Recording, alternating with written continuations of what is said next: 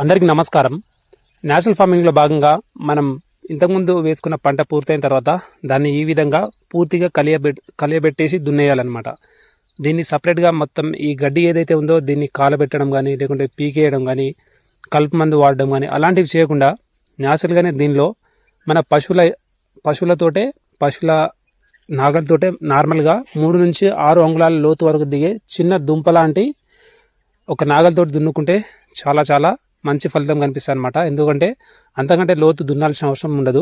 మనం ఏ పంట వేసినా వాటి యొక్క వేర్లు 3 నుంచి 6 అంగుళాల లోతు వెళ్ళి అన్ని రకాల న్యూట్రియంట్స్ని సమృద్ధిగా గ్రహిస్తాయి అన్నమాట. సో ఇంతకంటే లోతు పెట్టాల్సిన అవసరం ఉండదు. దాంతోపాటు అన్ని రకాల గడ్డి దీనిలో ఉంటే హ్యూమస్ ఫామ్ కావడానికి, దాంతోపాటు తక్కువ నీళ్లున్నా మనం పంట సమృద్ధిగా పండించుకునే అవకాశం అయితే కల్పిస్తుంది అనమాట. ఈ విధంగా పంట మనం లోపలనే కలిగి దున్నడం వల్ల